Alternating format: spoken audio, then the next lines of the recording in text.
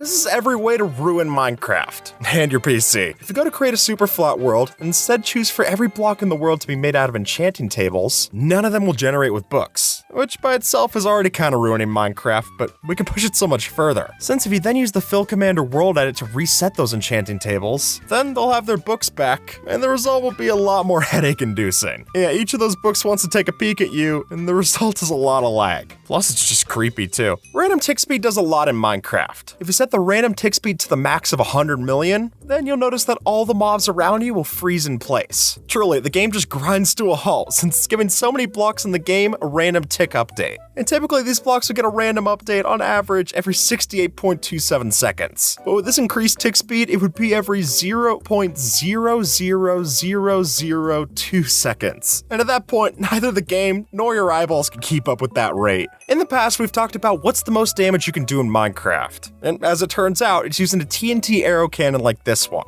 But the truth is, folks, we lied to you. That's not the deadliest thing you can do in Minecraft. I know, I was shocked too. But the reality is that if you set up a command block that's always active, running the command, like you'll see on screen in the description below, this means that whenever you shoot an arrow, it'll become the deadliest version an arrow could possibly be. And at that point, forget about critical hits. You're gonna one-shot everything in the game. Just don't one-shot yourself, since if you shoot an arrow up and hit yourself, in certain versions of the game, that can cause it to completely crash. After all, Steve only has 10 hearts, and with how much damage this does, it might as well just delete the word heart from the dictionary entirely. It's that bad.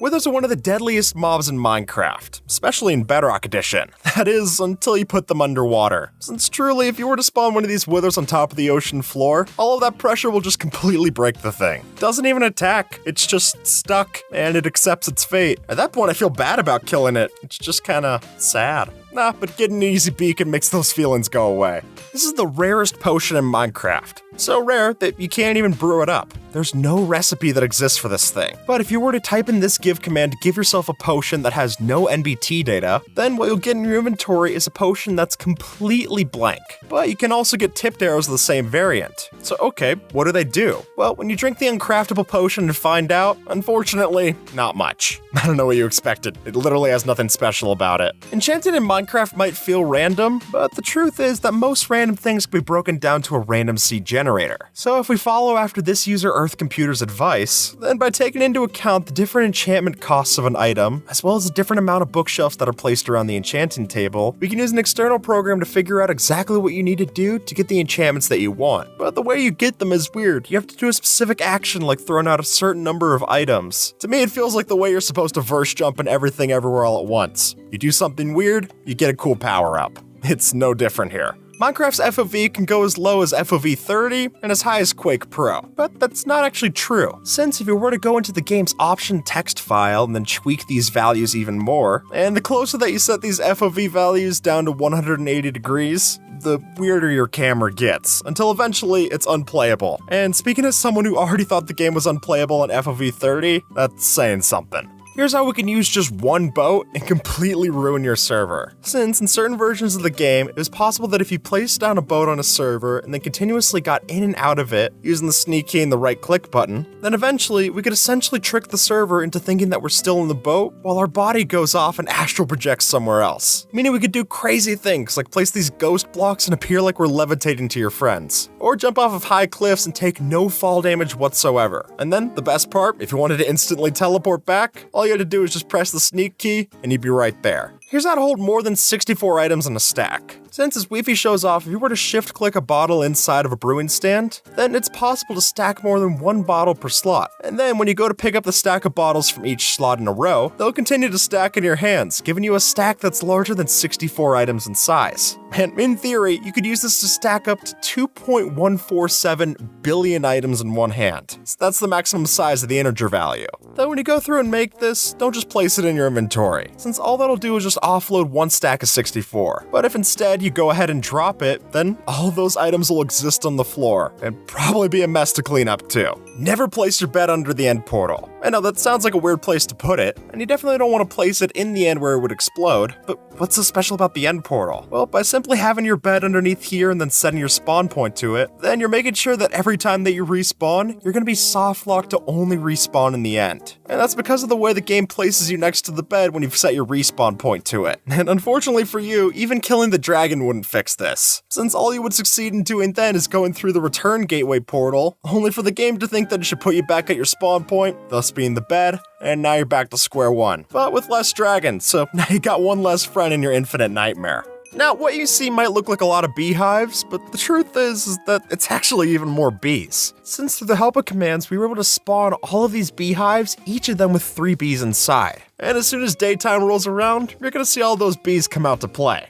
And the results are clear to see. Mostly because your computer's only gonna render about 1 frame per second. And honestly, it's hard to say I'm not jealous. Not of the dying computer, but I respect the bees willing to stick that much to their wake-up schedule that they'll literally ruin the world. We're gonna use just 1 ender pearl to get infinite amounts of ender pearls, and then 0 amounts of frames. By setting up a repeating command block, we can type in this execute command so that every ender pearl entity that enters the world is therefore summoning other ender pearl entities, which right now doesn't seem that bad. But as soon as you make the decision, or the mistake I should say, to throw out an ender pearl, we'll quickly have more than 16 of the things. Then after saying this, maybe it's for the best that endermen don't always drop ender pearls. Clearly they're a lot more powerful than we ever thought. If you've ever overpopulated your farm, you're aware that Minecraft has something called the entity cramming limit, which is that if you have more than 24 mobs in a specific space, then if you add one more, the game won't allow it. It'll just apply constant damage until you die, which is great for traps, but not as great for breaking Minecraft. And while you can change this with a game rule, you can also break this limit in survival. All you have to do is just place down a vine, since by just using any climbable ladder in the space of the block, we can get a stupid amount of mobs into this one spot. And if you really want to give your PC a jump scare, all you have to do after this is break one of the blocks enclosing the hole, and then all of those mobs will spill out and prove that maybe it's for the best that this limit's in place. Boats and lava don't mix. So why does this one not burn? Well, since boats are entities, we can summon them in with a command like this. And then by putting in vulnerable in the tags here for the NBT data, that boat just isn't gonna die. And you'll see as much when we get out into the lava. It doesn't even sink down into the fluid. We're able to just skate across, no worries. Which might be even cooler than using boats to jump across the lava like this. Though if you want to switch to survival and try this out, I will mention that you need fire resistance. The way that your hitbox is, you dip a little bit too low into the lava, and unfortunately, even though the boat's invulnerable, it doesn't mean that you are. So apply some magma cream before you try this. This house is built entirely underneath the void, but how? Well, as Mr. Cat shows off, if you use command blocks in just the right way, we're able to build a house entirely out of entities that still looks like one that we'd build up in the overworld. The first trick to doing this is using falling block entities. Since those don't just have to be sand and gravel, we're actually able to change their NBT data so that it looks like any block that you choose. But by themselves, you're just gonna walk or fall right through them. So the real kicker here is putting an invisible shulker in the same block as our falling block.